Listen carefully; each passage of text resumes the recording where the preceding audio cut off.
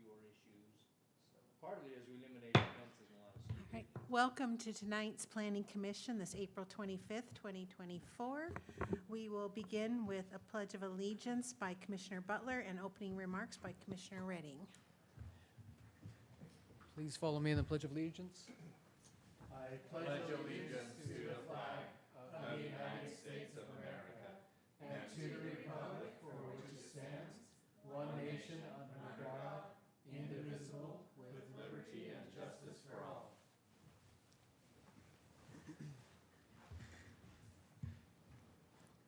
This is one of my favorite quotes from Ralph Waldo Emerson.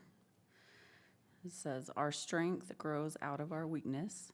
The indignation which arms itself with secret fears does not awaken until we are pricked and stung and sorely assailed. When man is pushed, tormented, defeated, he has a chance to learn something. He has been put upon his wits and on his manhood. He has gained facts, learns his ignorance, is cured of the insanity of conceit, and has got moderation and real skill." Thank you. All right, I'll take a motion to approve the agenda. I'll make a motion to approve the agenda. I'll second. All right, I have a motion to approve tonight's agenda from Commissioner Redding and a second from Commissioner Martineau. All in favor, say aye. Aye. Any opposed? All right, that passes. I'll now take a motion for the staff reports. I move that we accept tonight's staff report. Second. All right, I have Commissioner Fugel approve the staff reports and a second from Commissioner Butler. All in favor, say aye. Aye. Any opposed? All right, that passes. Are there any declarations of conflicts or abstentions from commissioners? All right, not seeing any, we will proceed for our first and only item, tonight's public hearing to consider the request of Drew Armstrong to amend City Code Section 10-18-2-B, parking design standards, and Section 10-18-4, diagrams by modifying the depth requirement for parking stalls within the downtown village zone. Jacob, I'll turn it over to you. Thank you, Madam Chairman. All right. Good evening, Madam Chairman and members of the Commission. I'm Jacob Hawkins from the Planning Department. So as you mentioned, the applicant is requesting to reduce the size of parking stalls in the downtown village commercial zone from 20 feet deep to 18 feet deep. Staff has considered this request in length and overall supports the applicant's request. Staff has researched the parking stall dimensions of other cities and has found that several nearby cities have parking stall dimensions of 9 feet wide by 18 feet deep throughout their city. Having a reduction in parking space depth from 20 feet to 18 feet helps ensure that all parking spaces are met in areas where land is tight and provides flexibility where needed. Beyond that, the building setbacks in the downtown village commercial subdistrict are less than the setback requirements in other zones. With reduced building setbacks, emergency access can be managed from the street instead of the parking lot, which makes it more feasible for parking lots to have the 18-foot parking stalls with a 24-foot drive aisle without having as much of an impact on safety. Furthermore, the downtown commercial area is smaller in area than other zones, such as the Grove Commercial Sales Subdistrict, so it will have less of an impact. So staff recommends approval of the proposed request so long as the minimum dimensions for any stall is no less than 9 feet wide by 18 feet deep. And I can take any questions.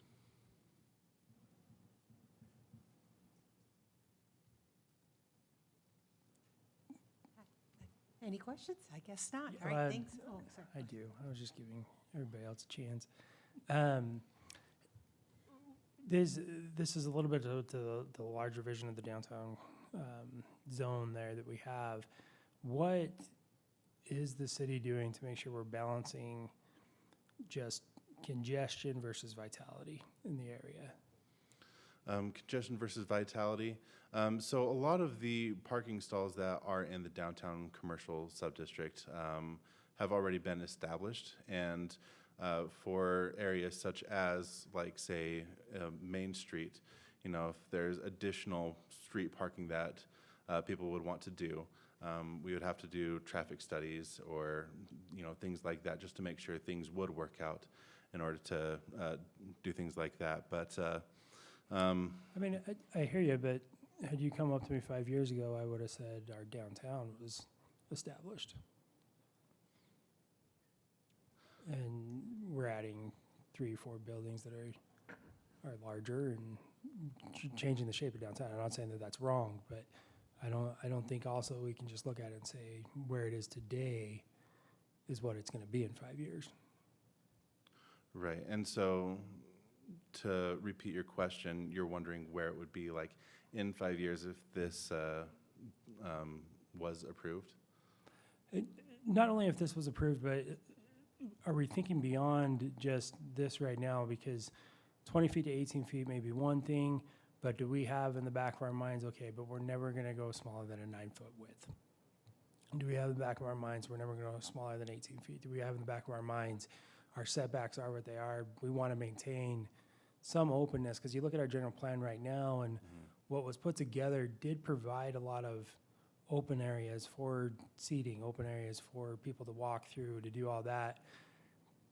If we're to the point where we don't have limits on what we're willing to go down to just increase the amount of people that come down, how do we balance that and not just have congestion downtown rather than vitality, to where it's an annoyance to be downtown versus an area you want to be? Okay. Yeah, and if you don't mind working with me here, because Yeah, you're sometimes good. it's easy for me to get a little bit confused. With the open space, like we have different requirements for like landscaping and the setbacks and such for, like the buildings, and to meet the needs of what we want to see in the downtown zone, both as mentioned in the general plan as well as the downtown village guidelines. And all of those all still need to be met. And so we're not going to be like taking away from any of that in order to meet the needs for the parking. By reducing the parking, the largest impact that I've been able to really see would be just in new potential like parking lots. That would give them a little bit more flexibility to meet the amount of parking that is needed in order for their businesses to thrive.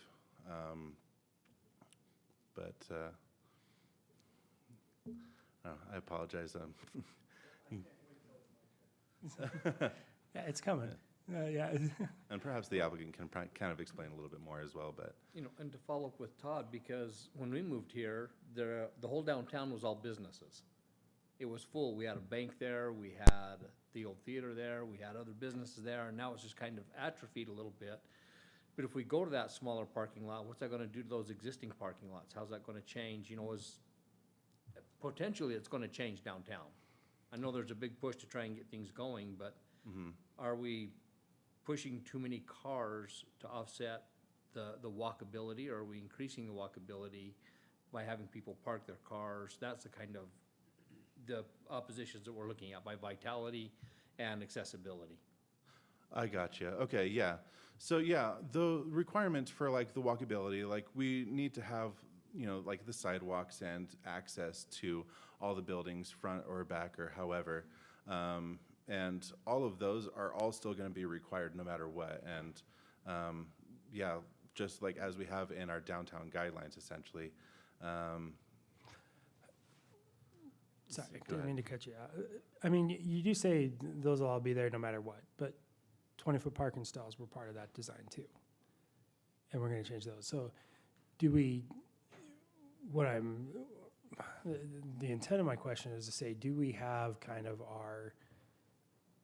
have we done any kind of analysis or thought process there of, if we were to give up on certain other things, another developer comes in and wants to do something a little bit different and they ask for just a little bit. I mean, we've seen it happen with almost any developer that's come in here. They want to tweak the code just a little bit to make their project work, just a little bit there.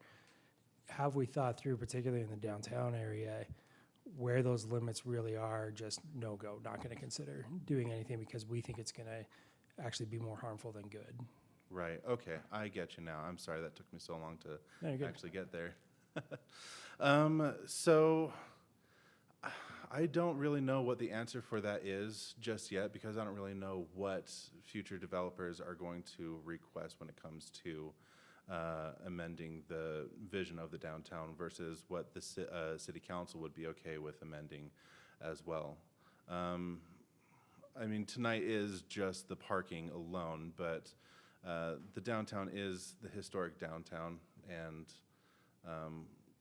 we do want to try to preserve as much of that historic, some of that, you know, turn of the 20th century design, you know, and make it to where it becomes more lively, where we have as much walkability as we need. So, yeah, to answer your question, I don't really know where that end is, at least at this time, where what we might be flexible on versus what is a hard, we're not going to budge on this. I don't know that at this time myself, but that's something that we can look into at the very least and get back to you on, but I don't know the answer for that one right now. Well, and really, wouldn't that be us? I mean, And it would be you guys as well, you guys and the city council for any changes to the downtown area. In fact, this is going to go to the city council for their approval as well, and they may just have the same question as well. Is there a way that we can put like conditional uses on it so that it is just parking lots and not street parking that's already there, so that the streets and the walkways that are there already will stay? Yeah, you're welcome to recommend any conditions for the code text amendment. We'll definitely pass that along to the city council, for sure. Be limited to parking lots, I like that idea, and not street parking.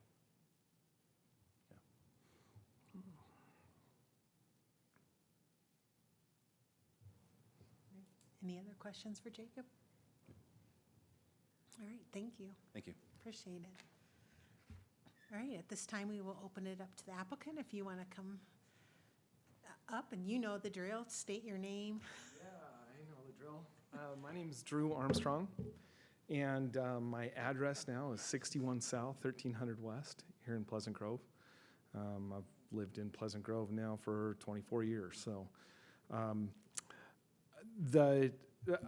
I would love to have a bit of a conversation with you about what the vision is for the downtown and where I got the cues that I've got as to what the city wanted and why we're doing what we're doing.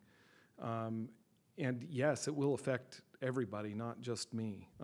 As far as developers in the future, this will make a difference to them as well as myself, obviously. And to the whole town. When you have a smaller parking space, if you have a big, huge 3500 HD truck like I do, it's a little harder to get into, and people have to swing around the rear end of the truck. There's no question about that. Some of these vehicles are really big. St. John's came to ask for 18-foot parking spaces when I was the Planning Commission chair. And at that time, it was kind of funny because Marty was the one person in the city who, of all the staff and everything, because I said, well, why don't we just do this? Because American Forks like this, Orm's like this, all these other cities, all of their parking spaces are 9 by 18. And I said, well, why don't we just do this for the whole city? And he said, well, these big trucks, you know, people have big trucks, and we'd like to make sure that we don't, you know, expand that to everywhere. And so they allowed that for the new building, the first building that they built out there in that zone. They asked for it, and we gave them that. But they, even Daniel was the planner at that point. He was not the Planning Commission director. He was just the planner. And he's like, I think we should just do the whole city at that point. But Marty was the one that said no. Everybody else was like, we'll just do what everybody else is doing. That is what everybody else is doing. It's not something that's unusual. Ours are unusually large in Pleasant Grove. And driving a big truck, I can see why having a little bit larger parking space would make sense. But the difference between the downtown and the Grove is, in the Grove, we're building essentially what comes to a new house on raw land that's undeveloped and nothing's been there before, right? And when you build a new house, you can sit there and say, okay, we want all the latest standards. We want all the coolest stuff. And so we're going to do it this way. What we're doing with our downtown is we're remodeling an old house, okay? And it's difficult. It's a lot more difficult to develop in the downtown. I mean, the building that you finally see, a foundation, we're going to pour on Monday the last part of the foundation, and we got to do the floor still, but you know, we'll start seeing that framed in the next couple of weeks. So it's coming. But I worked on that for 5 years to get that to go, because and you look at that and you say, okay, well, what's the land worth in the downtown? And it's always been about double what it is out in the Grove, because we're having to take down old buildings that are worth something. And so you have to say, okay, the cost of the building plus the lot is what we have to justify removing in order to build something else. And out in the Grove, we have raw land, and it's been a lot easier for us to develop out there. Really, I should have just taken my money and gone out there and built something. But I love old downtowns. I've worked in them before, and I've worked on them ever since I was in college, and I really am hoping that this will make a huge difference, but I really think that it will. And I don't know if you guys were present and saw what Noel brought. That's not going to happen, but something is going to happen with his block. So the test out block will all get redeveloped here soon. He brought us one idea, but his proposal at that point cost the city $17 million, and obviously our city's not going to go there. But he should be able to put 25 new businesses on that block, if you count 25 foot of frontage per business. We are going to, if we build the next 2 buildings after this one, that'll be 17 new storefronts that we're adding to the downtown. And that's going to bring more traffic for sure. And having more parking spaces is valuable, even if we compromise a little bit and have to worry about swinging around the rear end of a truck a little bit more. When you're in a new area, one of the problems that they're talking about is there enough room to get the fire truck into, and when you go out and you look at the buildings that St. John's has built, if they're gonna fight a fire out there, they're gonna fight it from the parking lot that surrounds the entire building. These buildings are, the downtown is very different. This was developed when people drove horses to work, right? Or they drove wagons to work. And so the subdivision of the lot sizes is difficult to work with.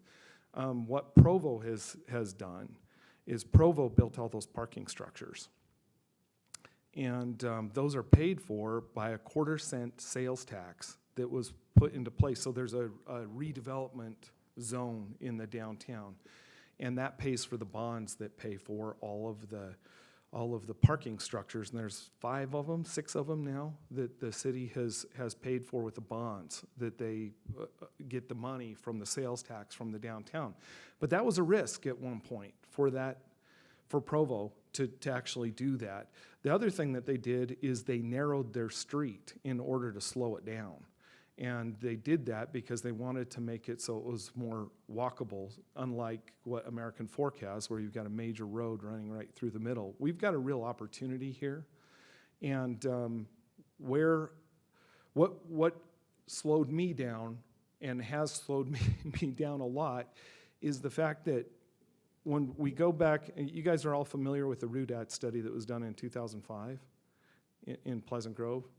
And that RUDAT study was, we basically applied for a grant, and a big group of planners came from all over the country and worked with us, and we had about 1,000 hours of meetings where we said, okay, what do we want from our new downtown and our new exit out there? And so the Grove plan and the downtown plan evolved significantly at that point. One of the things that we did with the downtown is we tied commercial space to residential space in order to get the downtown to redevelop. And so that's where that ordinance that says for every 1,000 square feet of retail that you build, you get 3 doors of residential.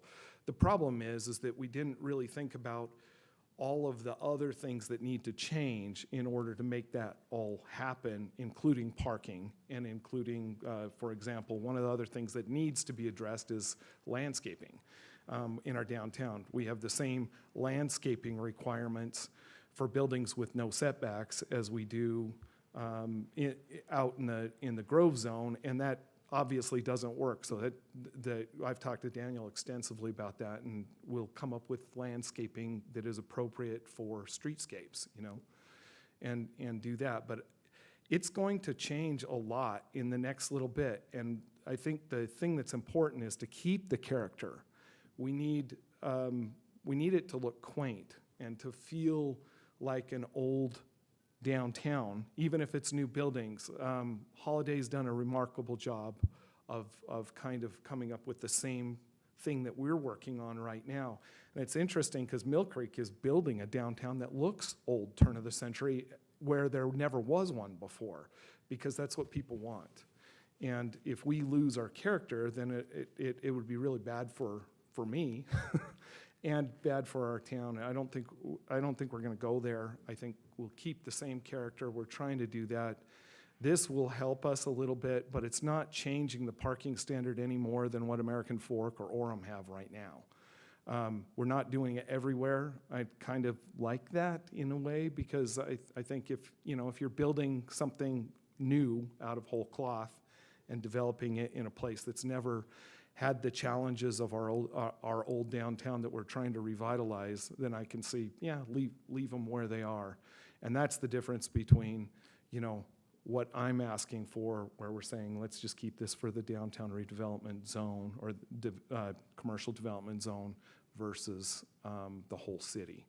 So it's going to be maybe a little less convenient, but it also add more parking spaces to the downtown in a smaller amount of space. And that's what we're looking for, is trying to make it so we can park more cars in a smaller amount of space, and every once in a while somebody will have to swing around the rear end of a truck, or I'm going to have to pay more attention to backing out of a space. But it's no more crazy or different than what we're looking at in Orem or American Fork. We've all parked there before too. So, if any other questions for me? No? Per Todd's question about vitality, agree with your, desire to have it as, vibrant as possible for the downtown, but, the congestion, the give and take. There is a give and take. I think right now we're on the we sure wish there was more traffic in the downtown end of things. And I think that down the road, if we get to the point where we realize, hey, we have a traffic problem. It's interesting. When I was on the Planning Commission, I went to, and if you've been in Daniel's office, there's a poster right inside the door that's on his closet door that's right there that talks about the ways to revitalize an old downtown. Daniel and I went to a class that was done by that guy up in Park City at an APA conference. And a lot of what I took from that, I've learned so much at that point. And if we get to the point where we need more parking in the downtown, if we overdo it at this point, we have some options as far as that goes. We could, and I keep suggesting to the city council, I think that we should have an overlay zone and we should build parking structures on the city lots that we have down here. And obviously they need a funding mechanism to do that, because this is Pleasant Grove. And I think that if you put a redevelopment zone in there and start charging that, the city is on the hook for the money, but the sales tax stays in place until it gets paid off. So even if the city ends up investing a little bit more on the front end, they will eventually get all the money back. They may end up having to be the one that comes up with the investment or even pays up any shortfall in the amount of tax that comes in to pay that bond for a while. But we have some different options. But if you look at what Provo's done since, I don't know, I mean, I'm 53. I remember as a kid driving down from Salt Lake to go down to the dance club that was in Provo Town Square on the second floor. And if you look at where, I mean, the Firmage's department store is completely empty at that point. There was, I mean, they were experiencing a lot of what we are experiencing, where there was empty storefronts all over the place down there. And if you look, it's taken a while, but if you look at their downtown, that's vibrant. And I don't think people complain very much about congestion or, you know, I mean, sometimes you avoid driving right through the middle of town unless you're going down there. But they have other ways that they've developed around there. There's Third South. There's some other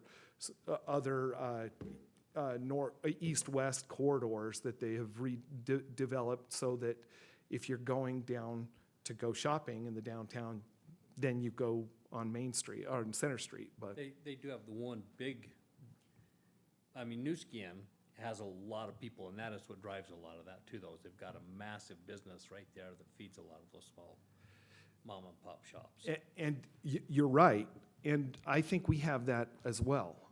Otherwise, I wouldn't be investing a lot of money. I mean, we're investing everything we've got in our downtown, and I think that if we do quaint, nice little shops, I mean, the building that we're building right now, we're putting in advance. I don't know who the tenants are going to be, but we're going to put a grease trap in for the whole building, so every single one of those units could be used as a restaurant.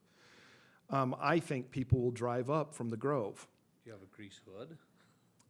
We're watching for that. That's really important, and we are going to be a little bit limited because there's residences upstairs from that. That's so the hard a part. fryer is going to be a little tough, but I think we can make it work. Can't have a big, huge one, but There are ways to go out the sidewall, but that's, yeah. yeah. And we're not going to do that until somebody comes, because we're not putting one in every time. Who knows, you know, if it's a place that teaches art classes or a dance studio, or we don't know. We're going to put a real estate office and an art gallery in ours. So that's what we're going to do. We want to make it so that people feel comfortable walking in off the street and just come and, you know, go get something to eat for dinner and walk down through our park and have something to do where they can just walk in and see neat things, and hopefully we'll get that right look and feel. But if we end up, I mean, you think about it, if we end up with 42 more shops in our downtown, that's going to make a massive difference. Massive. It'll be cool. I think it'll get there. So I think I talk to different people than you do, because I know a lot of people that find Provo congested and annoying to be in. I mean, to give you an example, they talked us into having our company party at the Marriott downtown. We had 5 employees that went down there, and it was so congested they turned around and went home. They didn't want to park. it is the biggest city that we've got in our county. So But- when you compare it to what most people are used to, sure, but you go to downtown Salt Lake and it's way more congested and it's still pretty full. Well, it is, but that's what I'm saying is, in that vision that's playing there, we use words like quaint, and sounds fantastic, but then we use the idea of Provo and others, and that's not jiving the same. And to me, 20 to 18, what's here before us today, that's not a big issue to me, but it's what is the add-ons that are gonna come on, and what aren't we thinking about now? Kind of like what happened with the Planning Commission years ago of, yeah, we wanna do this, but we didn't think through everything else that means by having that mixed use there. I think it's smart to always look ahead, but it's also one of the reasons that we have a body like this and city councils is because things do change and we grow. and we are faced with problems, I mean, it's so smart to go ahead and try to think ahead. I mean, we're putting a grease trap in right now, but we can't come up with everything, and we're gonna have to work through some things. I realize that, But that's where, and I appreciate the question. and that's where the vision comes of where are those lines of crossing over into just annoying congestion that doesn't increase any vibrancy in the area. And that's where, staff and others will think about it. And I mean, yes, this body will be here, but I've been here 6-7 years and seen plenty of mistakes. Yeah. Plenty of bait and switch type tactics by people and things that have happened and that should have been handled differently. So if we can think about that, I mean, it's an awesome opportunity for our downtown, and it does need to be revitalized, and we're doing a lot of really great things there. But I don't want to see this snowball as we have with other properties with the Grove District and everything else of, okay, we got our 2 feet here. Well, what's 2 feet over here? What's 3 feet over here? And all of a sudden the vision has changed. When I was researching that before, I don't know of, I do know of that people have done like 8.5-foot parking spaces and things like that, but I don't know of any in Utah County. And the parking So- spaces aren't, like, that's not, I mean, if You're you're you're asking thinking for, overall. Yeah. if you're asking for 8 feet width, we'd say no. I mean, but a 9x18 is fairly Common. around here. And we did turn down St. John's. Marty was the one that was asking for it. What was that, 6 months ago? Yeah. Came in and asked for a reduction to 18 feet, and we turned it down there because it didn't make sense down there. But that, and so it's not necessarily that, it's just the snowball effect from this and make sure we don't go down that road. Yeah, I know, I get it, and I, I'm on the design review board. Yeah. And I'm the guy that holds people's feet to the fire. I mean, the other guys on the design review board didn't even know we had, even though it's referenced in our code, but it's not our code. We have the design guidelines for the downtown. And I'm like, well, this is here and this doesn't meet that, and that's supposed to have a flat roof. I don't know. I'm kind of miffed about this one that's over here because it's supposed to have a flat roof, and we didn't approve it without a flat roof. And somewhere along the way, somebody let them have a not flat roof, and that's. Jacob. I'm just kidding. I don't know. I mean, Ken Young, one of the issues of several where he lost his job is because the ones that are behind Tie House don't have flat roofs. Because nobody, but I'm the stickler because for me, I'm investing a lot in the downtown, and if I want it to work. I want it to work well. And if it doesn't work, then I'm in trouble. And so I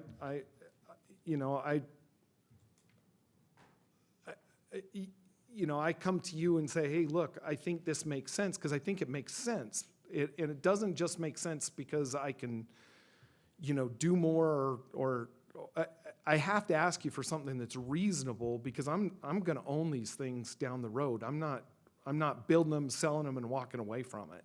We're going to own it, and we're going to be here for a long time. So